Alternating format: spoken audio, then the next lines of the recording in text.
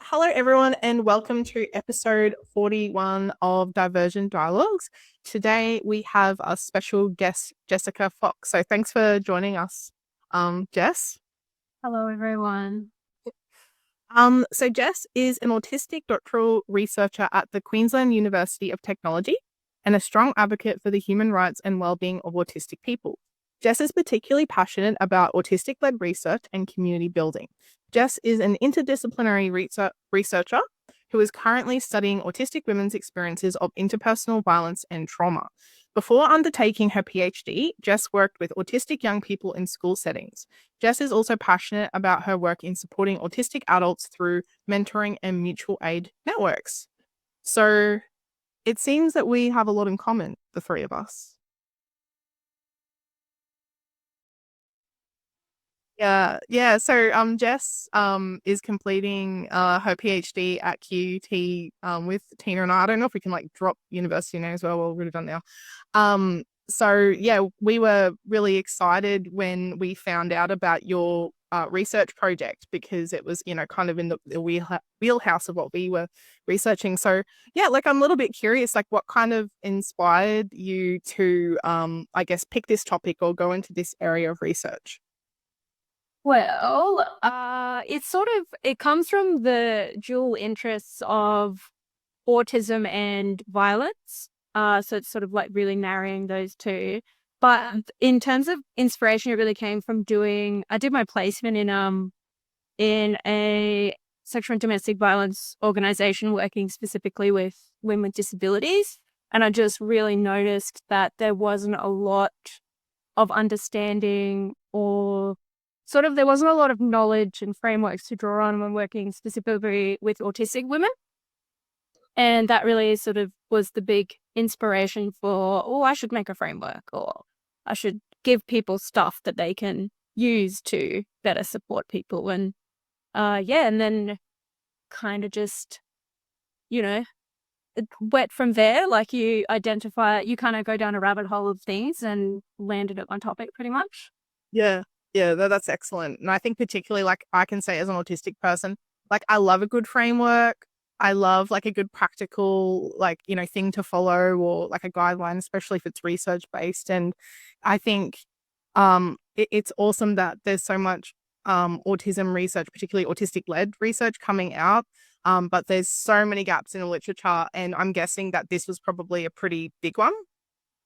Yeah, I would say that for like the gap for particularly women has, I guess, it has a lot of people have filled it a lot more than say like 20 years ago, but there's still like a huge gap just for intersectional experiences more broadly. Like we don't really know very much at all about autistic Indigenous people's experiences. We don't really know much about gender diverse people.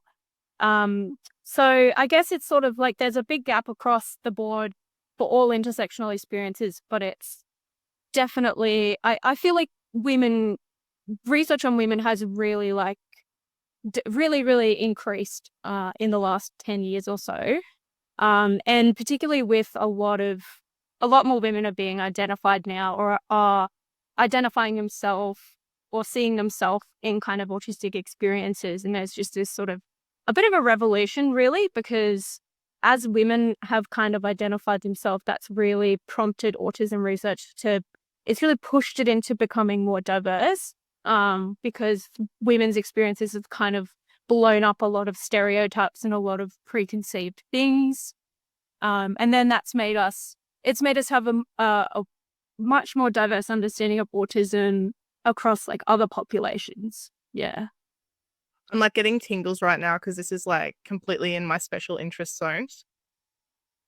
It's like what my whole PhD is about. Like, yeah, well, women and autism, and ADHD, and yeah, just how overlooked we've been and how absent our voices are in the research, but also in, yeah, the way we work with women, yeah, autistic women and ADHD is, yeah, we don't know anything, anywhere near enough, at least. Yeah.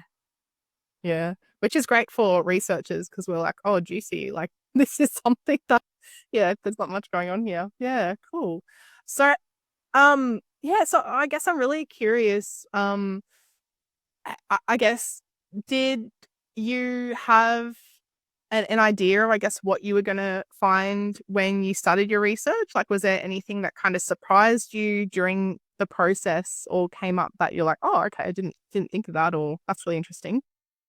Well, I knew from just there's kind of when you're on the sort of ground level in the community, it's kind of there's a little, particularly around autistic women's experiences of violence. It's a very everybody sort of talks about it as a really common thing, but it's only just being captured in sort of like statistics and qualitative research and things like that. So I kind of knew a little bit going into it, um, but I sort of started researching just as people were publishing the prevalence and things like that.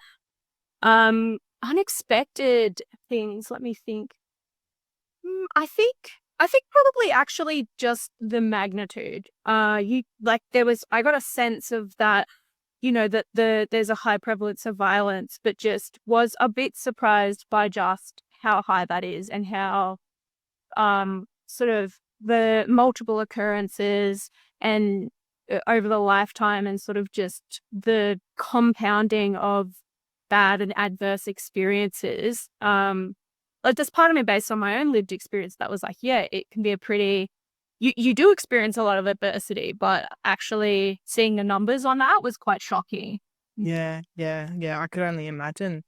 And throughout your research, I guess, were you able to identify or find any reasons, perhaps why there's such a high prevalence of domestic violence experienced by autistic women? Well, it's high across disabled women sort of more broadly. And it is a very difficult thing to capture because of the nature of disability and how that's being measured essentially. So it's, yeah, it's sort of, it's high across disabled women. But for autistic women, the drivers look a bit different because of particularly the difficulty with access to support, and sort of falling through those cracks. And this can happen also for people with milder intellectual disabilities as well, for things that kind of fall through the cracks, and the only real support is sort of more of those general mainstream settings.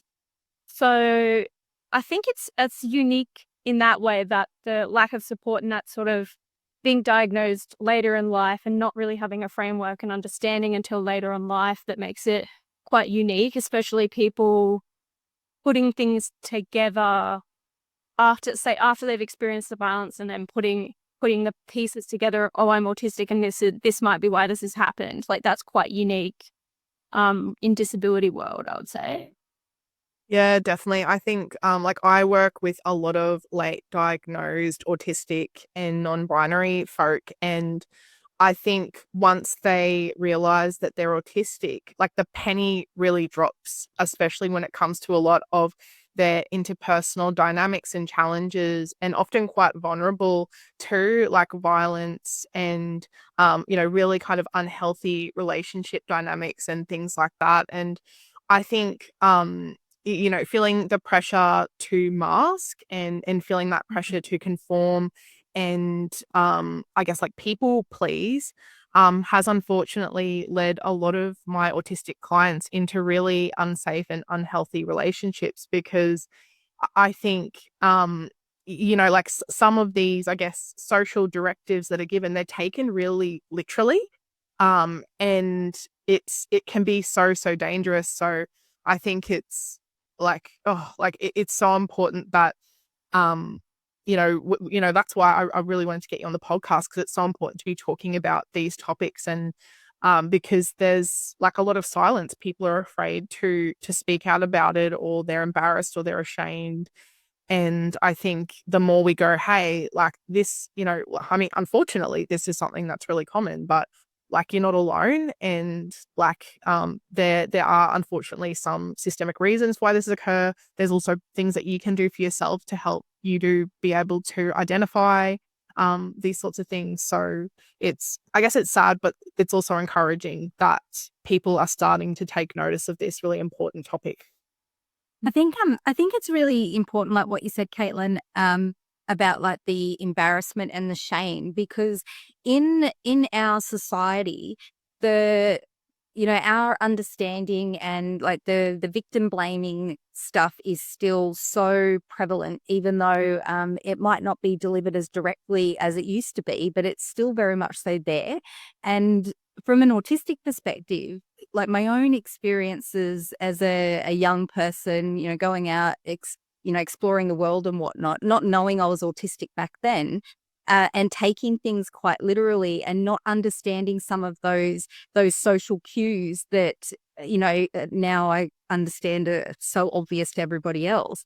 But I used to be called a flirt quite a lot. My personality was quite flirtatious, and I could never understand why, because I was not, in my opinion, flirtatious at all, and nor was I looking to attract attention of a sexual nature.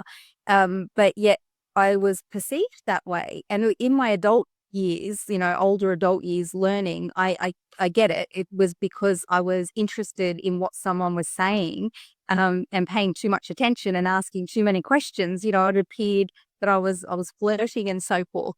But those situations can appear to be that I've misled someone, which then results in, being invited back to somebody's place because they've said, "Hey, do you want to see this rock that I found?" Yes, I do. Literally thinking that's what's going to happen. And then, that shame and embarrassment when you realize that you've missed everything and you had no idea. And, maybe it was okay. Maybe it was safe and you went home, it was fine. Maybe you didn't. And the embarrassment of realizing that, well, you should have picked up on this, that, and the other. It was so obvious. That kind of stuff is really real. And it doesn't get spoken about because of the victim blaming that still tends to happen as well.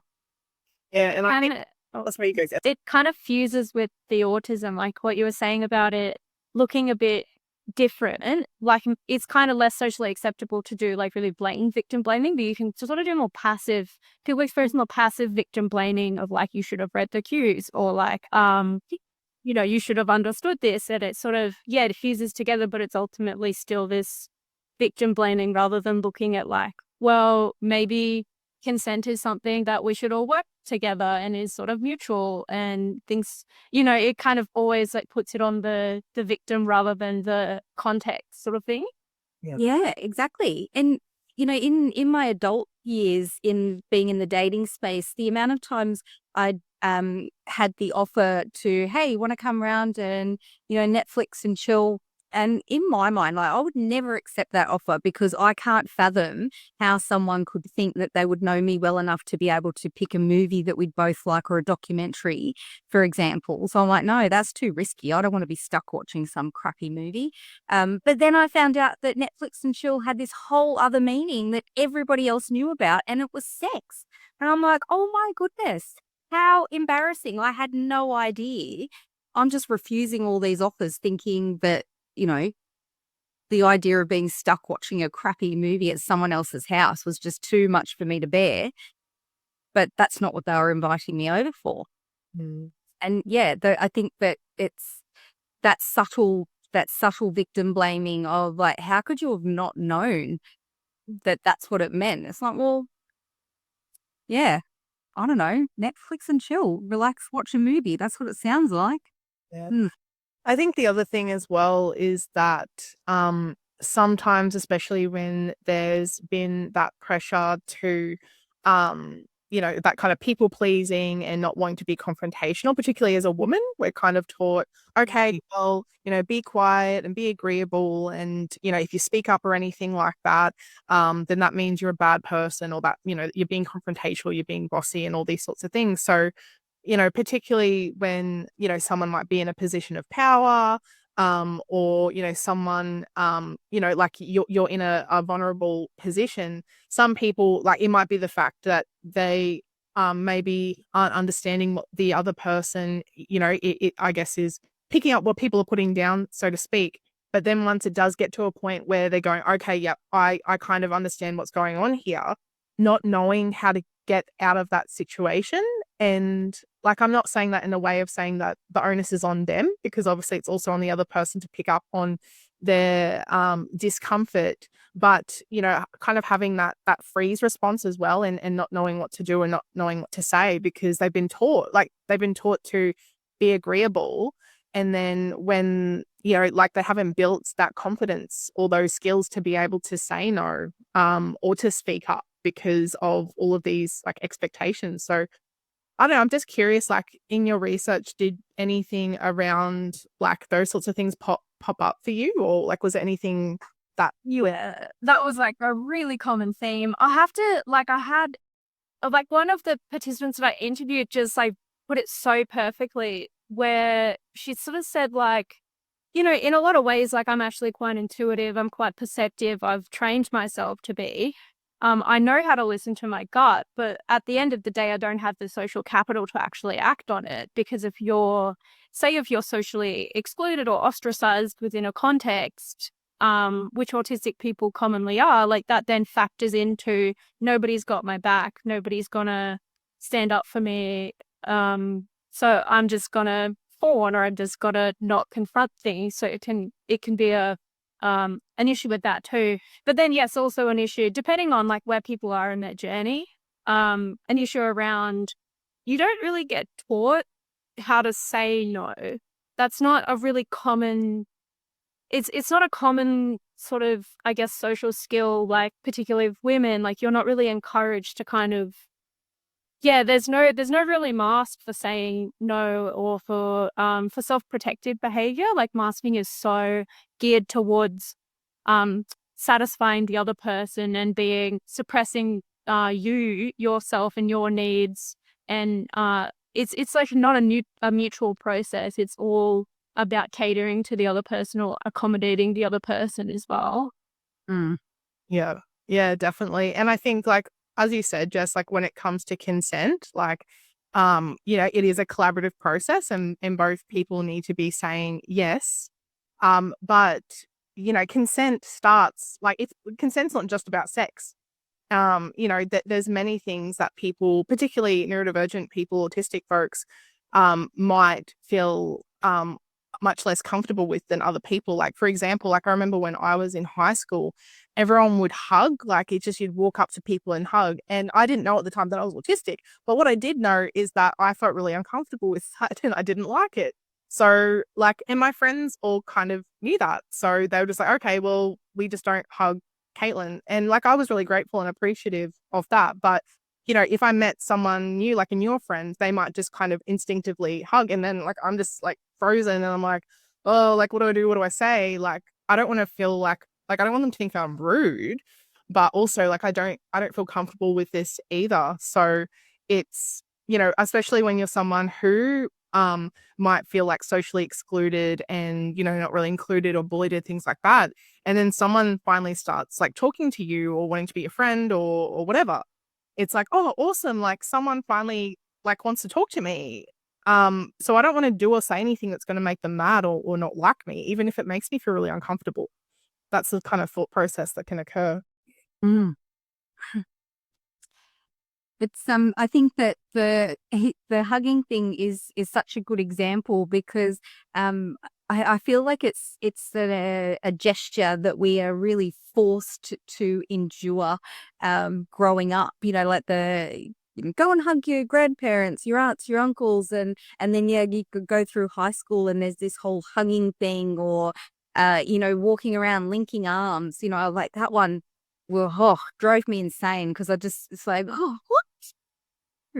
And yeah, but we don't have any templates that to decline that, or say like, oh, thanks but no thanks. All those sort of social templates are about agreeing and being polite and managing other people's reactions, responses, to make sure that we don't upset people. So yeah, we don't have these examples, and we don't have examples around negotiating consent either. We're taught that, and I mean the education around consent is getting better, definitely, but generally speaking, we're taught that consent means getting someone to say yes. But often like people will say yes because they're in that formal free state. But it's, consent is about more than just one word, and yes does not automatically equal consent. It's a much bigger thing, but we don't really have any examples around negotiating consent. And what does that look like? Because it can feel really awkward to be like, look, I wanted to do this in a really respectful way. So do I have your consent to hug you or kiss you or, initiate intimacy with you? Like, that can feel really awkward and formal, but we don't have things that we can look at to be like, oh, right, that's one way to negotiate consent and boundaries. I would say that for majority of autistic people, it would be like yes, but, because we like, I mean, I can speak for myself. My relationship probably doesn't look conventional, and I think for a lot of autistic people, having like intimate relationships or even friendships would look a little bit different. So I think even if an autistic person is saying yes, it's like, well, what are they saying yes to? Uh, and like in order, like there's a yes, and then there's like a like fuck yes, I guess, and like what, I guess what is, what's going to take it from a like an unsure to a yes, and it might be about understanding that person's needs and what they need to feel comfortable within that relationship. So as much as it is important for for their own safety, and so that they can kind of confidently navigate relationships, it's important for like autistic people to be able to communicate what that is. But it's also up to the other people in the relationships to enthusiastically understand that person's needs, and what makes them feel comfortable as well. Yeah. So Jess, I guess, were there any other sorts of factors that popped up other than what we've discussed regarding, I guess, what contributes to, some of these experience of like domestic violence and sexual violence with autistic women? Well, it's very, I sort of labeled it to be a complex vulnerability, and I have a bit of a like weird relationship with the word vulnerability. It's sort of like, for lack of a better term, but there's like a range of, I guess it's multidimensional. So there were a lot of findings around intergenerational violence and trauma occurring within neurodivergent families, and that being a sort of framework for sort of unhealthy relationships, I guess. Like, if you've grown up with that circumstance, it's a lot harder to then navigate and form healthy relationships. There was also things like just being targeted. So autistic people are more likely to be targeted with less protection. So there's fewer people that are sort of looking out for us, that would sort of step in and be like, hey, there's this person, there's some red flags here. Things like, for instance, with women, there's often this term called the whisper network. So often there's like a thing where if there's someone who's like unsafe, like women will sort of go in the corner and be like, hey, that person's unsafe. Autistic women might not be they might not be included within a whisper network, for example. So being more socially isolated and having fewer people around you to kind of like give you a heads up. Also, yeah, just things around poverty and unemployment and housing insecurity and all of these sort of structural dimensions of kind of that make people more vulnerable. If you're living in housing insecurity, you might be more likely to kind of be in vulnerable situations. The same with poverty. You might be living with people you don't necessarily feel safe with. It might be harder to leave. Also, if there's kind of family disintegration as well. So it's very like complex, and it's definitely not as straightforward as kind of, difficulties with social cues and stuff. Like that's definitely part of it, but it's sort of all wrapped within this bigger complex package. Yeah. Yeah. And also like masking as well, that can be a big part of, like you were saying, around self-protective behaviors. Also like the really high co-occurrence of mental health conditions. Just and kind of just like a real lifetime of adversity and trauma, and how that really affects the way that you might be re-victimized repeatedly throughout your life as well. Yeah, I think like I've worked with some clients and they've said to me, like, do I have like some sort of sign across my head saying, you know, come and hurt me or come and abuse me or come and treat me in a horrible way, like really feeling like because it's happened so many times, sometimes it's reoccurred throughout their life and going what am I doing to cause this or whatever. And I think like what you said there, Jess, is really important because, it is a really complex issue. And a lot of those things that you highlighted didn't really have anything to do with that particular person or their actions. There are these systemic issues as well, and cultural issues that we've talked about, like, norms for, how we relate to each other, particularly as, as a woman as well. So yeah, I'm not surprised that it's that complex. Yeah. Yeah. The Whisper Network is a really interesting one, and how autistic women can be excluded from that. I'm interested to know a bit more about it. Can you tell me like more about what you learnt about the Whisper Network?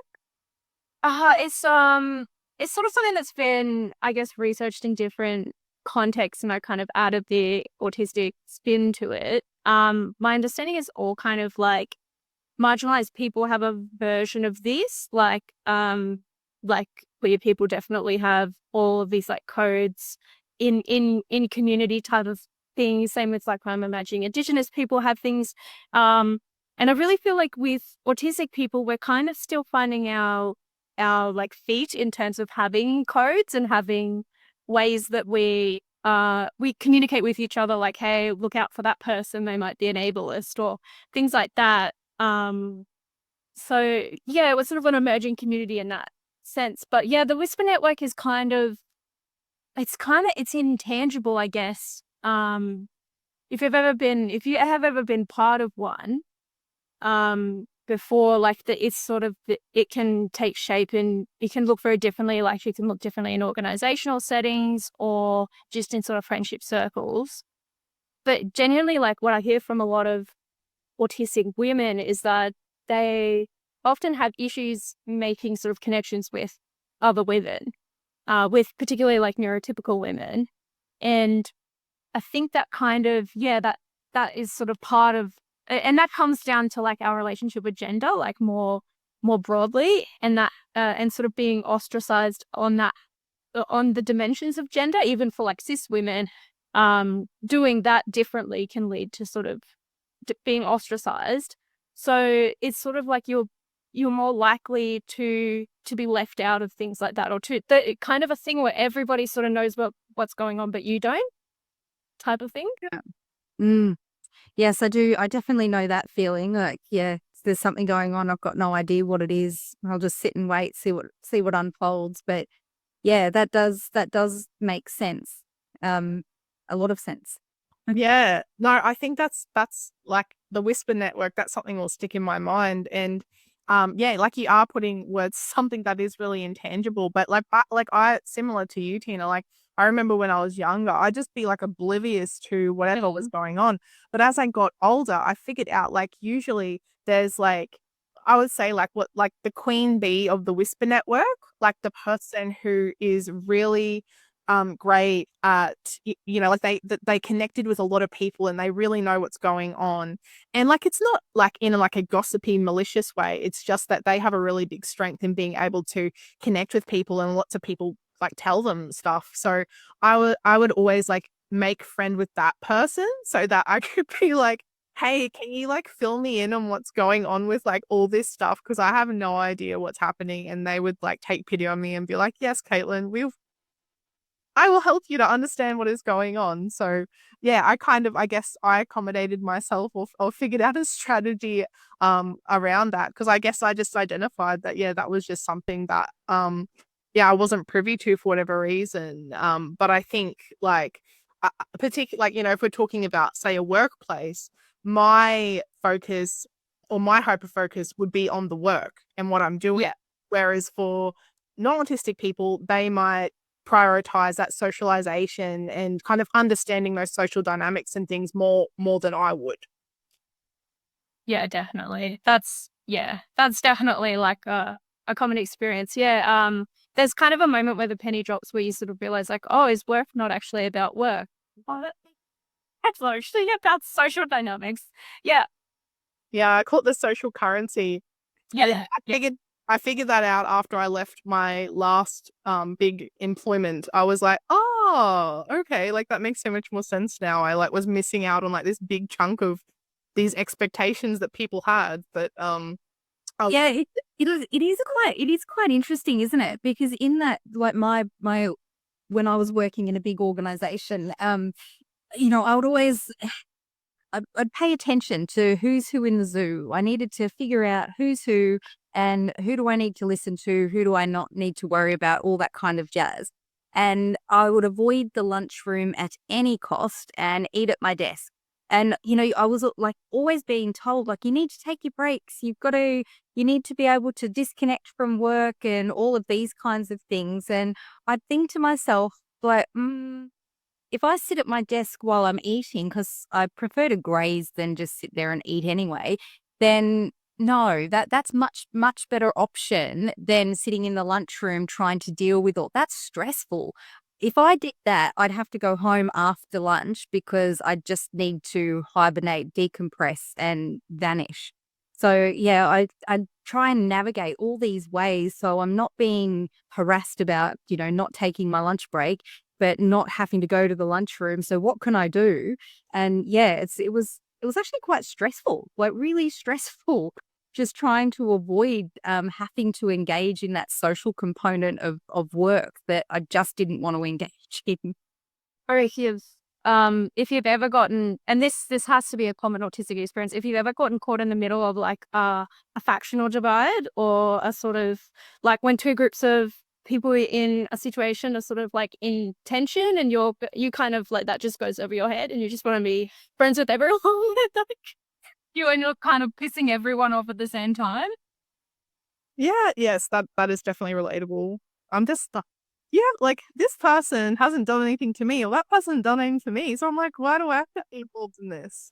But yeah, it's more complicated than that. So, but yeah, I think that's a really important point that although as like, an autistic person, I guess what I value in, say like a workplace or things like that might look a little bit different. I think what you've highlighted here, Jess, is that like there is an element of safety in being able to tap into that information in that sort of resource. And like a lot of my clients who have unfortunately had these experiences, of being in unhealthy relationships or like of like domestic violence, uh often, they'll come to me, like obviously like in therapy for one-on-one support to have more of an understanding around how to sort of navigate these things.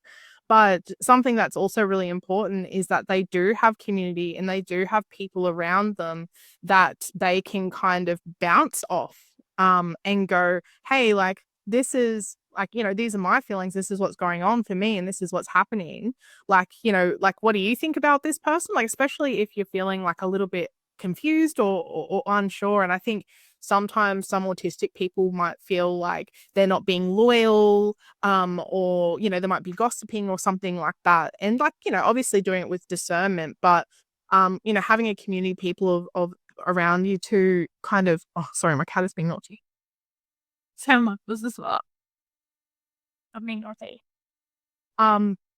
Having, sorry, having a community of people around you is actually really protective and important.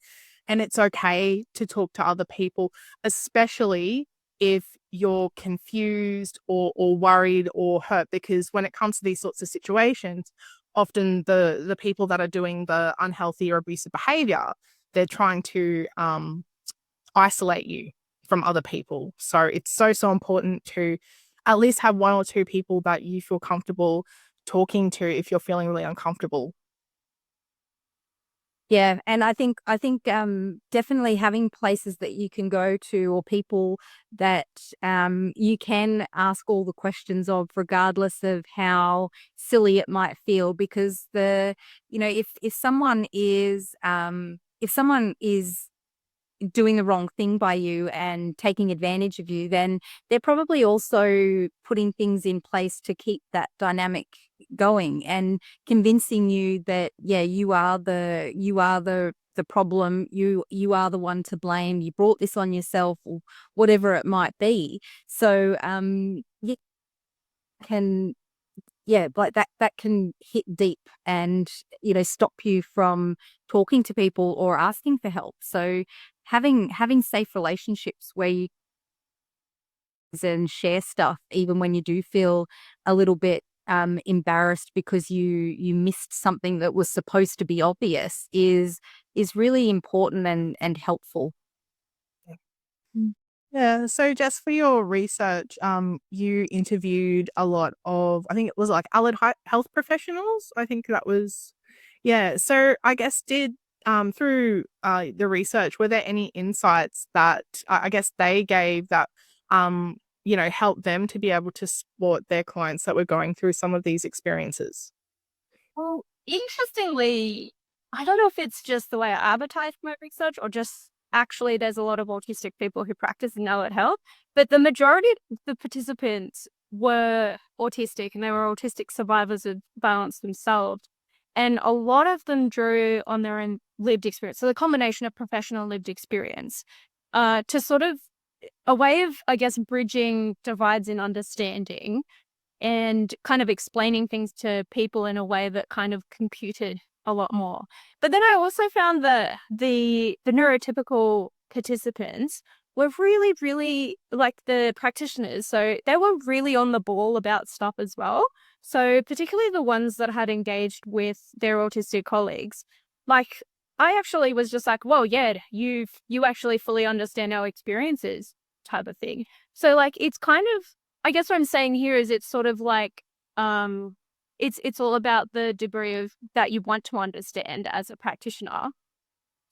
But so yeah, so most of the participants were psychologists, and that they despite the sort of disciplines that people came from, everybody had similar approaches, used slightly different modalities as practitioners kind of do, but they all had a similar approach to things, an approach to autism, which was a very, I guess, more of a neurodiversity informed approach, but an approach that was less about kind of deficits and interventions and that sort of language, and more about sort of finding, I guess, they were more attuned to the double empathy problem and how to overcome it actually. So this was neurotypical participants, like that actually overcome it by kind of I guess like trying viewing communication and engagement as kind of like a third space, as in like two differences, how do we come together?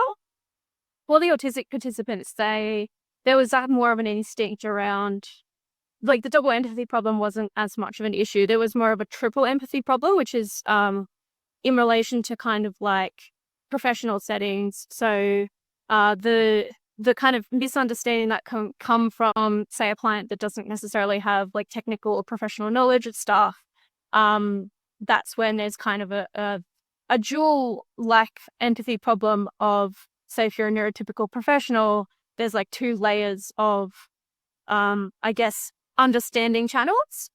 So for autistic participants, they they were more able to kind of like broach all of those all at So once. you were saying, like, we have the double empathy problem where people of two different neurotypes may find it difficult to communicate or understand each other's kind of way of socializing or communicating, relating. So you said that there was like a triple empathy problem. So I guess the third part was around was it like systemic issues around domestic violence and sexual violence? Is that was that It's sort of like when you go to like a doctor or something and they throw out all these terms at you and you're just like, what? Like that's a sort of empathy divide. So the same thing applies with sort of sexual and domestic violence and sort of trauma-based information. When you kind of live and breathe it, you like understand it really well, but the average person probably doesn't so much, right? So yeah, the autistic participants are really good at kind of broaching those two like understanding divides. Yeah, that makes sense. So I guess, explaining concepts in language that the person can understand, like whether they're autistic or not, but perhaps as an autistic person, I guess I can speak for myself. Like when I communicate things to my clients, I am communicating through that lived experience lens. So I'm trying to think of, and obviously when clients are different. So it's like, I'm thinking, okay, well, here's I'm a super nerd for a lot of things, and I could just like talk about articles and concepts and all this sort of stuff. And a lot of my clients' eyes would glaze over and be like, Caitlin, what the heck are you talking about? What are you going on about? So like, I have to in my mind go, okay, like what language or how can I explain this so that this person is going to understand? So I guess information in context, or like applying it to their situation or their context, as opposed to like, here's a flow chart, like here's the was it the gosh, now I can't think what it is. The wheel, the Power and control. thumbnail. Yes, there we go. Yeah. I probably need a diagram. So I love a diagram. Like it's like, oh, here's a diagram, blah, blah, blah. And like for some of my clients, helping them to bridge that, power and control wheel and go, okay, well, how does this actually apply to me or my situation or my life? That's often what's more effective, what I find. Yeah, and the thing with lived experience is even if it's not exactly the same, it's like a branching off point that somebody can be like, oh, my experience of that is slightly different, but then that makes me reflect on my experience, sort of thing. So I think it's a really, really useful point of engagement and like rapport building and kind of, yeah, it's really overlooked, I think, in practice. Like it's sort of like you're not allowed to do it. It's a no. Or it's seen as unprofessional, but like most of the best practitioners that like I've personally like seen as a service user are people who are not afraid to kind of like talk about it through a lived experience, or like, this has been my experience with this. Is that similar? Like I find that helpful as an autistic person. I'm not sure how a neurotypical person would feel, or if they feel like it's oversharing or something like that. But like to me, I'm like, no, this is actually really useful because I don't have to sit here and read unwritten rules, and this person's kind of like telling me pretty directly, pretty direct information sort of thing. Yeah. Yeah. Like I have people who reach out to see me because they know that I am neurodivergent and I use lived experience as part of my practice because, like, people, not every autistic person is exactly the same, but just at a baseline, they're like, oh, okay, like I'm not going to have to explain every single thing about myself. Like there's going to be a base level of understanding that this person is going to have and going to be able to relate to some of my experiences. But I'm all for lived experience when it comes to practice. So yeah, I'm actually doing a training soon on that. So it's I think that's like one of my special interests and something that I'm really interested in advocating for, like the legitimacy of lived experience and how important that it is in these spaces. So yeah, it's really cool that your research although that wasn't like necessarily a main focus of your research, I think it's really cool that was like one of the themes that really shone through. I think it's super important to understand how valuable like lived experience can be as well, because the English language doesn't have adequate words to describe certain things. And, you know, for neurodivergent people, as a service user, but also as a practitioner, you know, as a service user, when I'm trying to explain something to my therapist and they're giving me all of these words to put, like, to try and help me articulate what it is I'm trying to say, it's like, no, that word doesn't fit. No, that word doesn't fit. And it's like, I find the best thing is when someone can mirror a feeling or a vibe or a, you know, like it's like, yeah, you know, I had this experience once and it was kind of like this and it felt a bit like that and I thought a bit like this, and it's like, yes, that's it. And, you know, that's the experience I have from a practitioner perspective, working with people when they're trying to articulate something and the English language is just not providing what they need. Then yeah, using my lived experience and like, this was the scenario, this is kind of what it felt like, and it's like, yes, that's what I'm trying to get to, that feeling. And it's just, yeah, it's very powerful and helpful. And I think that it is an important part of practice for neurodivergent people. I think a lot of autistic experience is non-verbal. So that's why it's hard to verbalize. And I think, I mean, I can speak for myself as an autistic person that works with autistic clients, is that it's just like this unspoken understanding. It's hard to really, convey that. And, you know, sometimes it is like, you know, I use my arms and all sorts of things to like convey points, and I don't know, somehow it's like interpretive dance or something. Somehow it seems to get across. Oh, cool. So, yeah, I guess like, you know, in light of your research, Jess, like moving forward, what do you think is really important for, I guess, people to take away, whether that's as a like an autistic person or like professionals that are working with autistic people that might be having these sorts of experiences? I think like what comes at the top of my head, just particularly in this sort of trauma space, is like a lot of people can get really kind of they don't know how to grapple when someone is both autistic and is a trauma survivor, right? So there can be this kind of sense of a trauma, all or nothing trauma thing. All the behaviors are trauma or all the behaviors are autism, etc. But it's really much more complicated, and it's kind of like a symbiotic express, like it's all manifest in ways that can't really be put into boxes. But also like in actually sort of figuring out what is really like, it's a really personal thing to, it's really personal, right? So it can be kind of really patronizing for a practitioner to tell you like, this behavior is from trauma, or you do this because of this.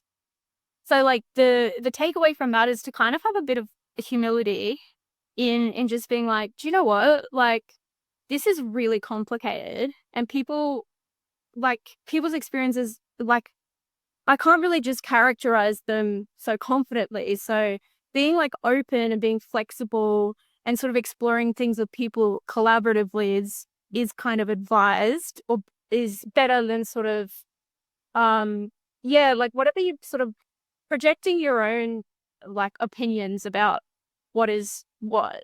So that's like in regards to the sort of trauma space. In regards to just like the world and interacting with autistic people sort of in the world, or helping them to interact with the world, just kind of, I guess, like trying to avoid assumptions. And there are a lot of assumptions that people will make without realizing that what they're doing is making an assumption. And that sort of often results in people being really invalidated. So the thing that comes to mind is when people make really well-meaning attempts to universalize, that often end up being really offensive and kind of invalidating. So when people will say things like, we all experience that, or we're all a bit autistic, or things like that, I really wish more practitioners would understand that and how to traverse that in a kind of way that's like, oh, that's really interesting, tell me more, or how do you experience that, rather than that kind of, there's like almost a reflexive response and I understand why people are doing that. They're trying to say like, oh, we're all the same, we're all human and blah, blah, blah, blah. But in the context of autism and people who have uh, like had things invalidated their whole life, it really just kind of is salt to the wound, you know? Yep. In my mind, I'm like, yes, but, and I think, oh, sorry. I was just going to say, like, I think when you've had a life of having this big part of you being really invisible and not acknowledged, once it's identified, like, you want it to be loud and proud. Like, you're like, a lot of autistic people are really proud of being autistic and autistic culture. So, like, I think people like worry to kind of offend people. It's like, well, no, like, this is a good thing. Like, I enjoy being, like, there are some challenges sometimes, but I enjoy being an autistic person and part of this community and part of this experience. So, yeah, like, it's okay to be different. Like, Yeah. that's like, I'm happy to be different. That's fine. So yeah, sorry, T, what you gonna say? I know you're right. I read this. I was on some social media platform. It's really good, sort of like metaphor thing, and it's like, yeah, for the whole, we're all a little bit autistic, or we're all a little bit ADHD, and it said something along the lines of, yes, we all go to the toilet as well, but if you're all going to the toilet, 100 plus times a day, it becomes a problem and something that you need to factor in to life, so you can manage and still, live a full life. So yes, we do all have these similar traits and experiences, but it's also very different, very, very different. And I thought, like, it was a really nice way to kind of really get the point across that, yeah, I get it.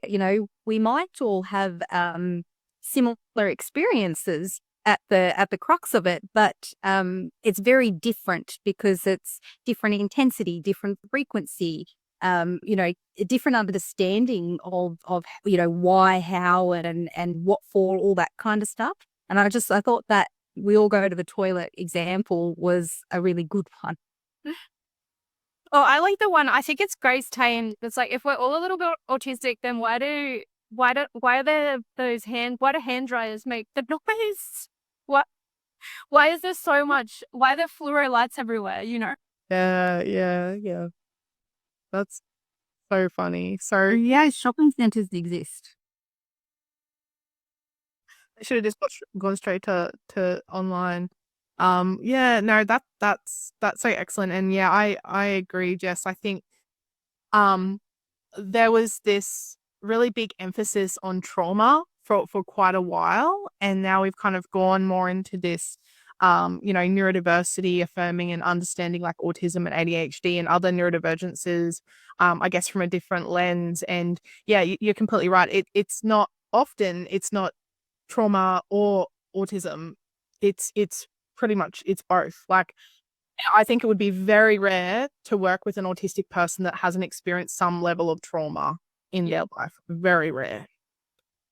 So I think whenever you're working with an autistic person, having a trauma lens is important. But as you said, like, having an understanding around, like, different aspects of how trauma shows up and how autistic people show up is important. But, like, yeah, we don't want to be prescriptive. And, like, sometimes I might be like, oh, hey, like, I think this is kind of what might be going on. Like, does that kind of fit in your experience or what you think? And then I go, oh, yes. Or then I go, oh, no, actually, it's more like this. So we'll just kind of co-create that understanding. So, obviously, as a professional, I have training and frameworks and, whatever. But, like, my clients' lived experience, like, I'm helping them to understand their experience. So that's, like, my number one goal. Yeah, cool. So, usually I give people, like, a little bit of a space at the end of the episode to, I guess, plug anything. So yeah, Jess, I guess, is there anything you wanted to let our listeners know, like, about, like, your research or any way they can, like, talk to you or anything like that? Oh, I don't have much to plug. Let's Other than, I mean, I've linked some sort of publications that people can read, and if they have any issues accessing that, they could definitely get in contact with me on my email address. yes. Yes, I've recently published, I guess, a paper about gender oppression, and autistic experiences of gender oppression. That was really fun to write, and putting together a concept of sort of a neurodiversity feminism, essentially. And otherwise, yeah, like I'm not a very, I don't have, I don't have a lot of things. Yeah, like other than research publications, which I understand are not something that everybody will want to necessarily engage with, although I do find autistic people are really into reading research. So Yeah, I was gonna say I think it's the right crowd. yeah, For pleasant research. it's like my favorite thing when autistic people read or autism research. Yeah, Yeah. definitely. So I'll put links to Jess's articles in the show notes and along with Jess's email. So for those research nerds or those like nerds for just anything autism.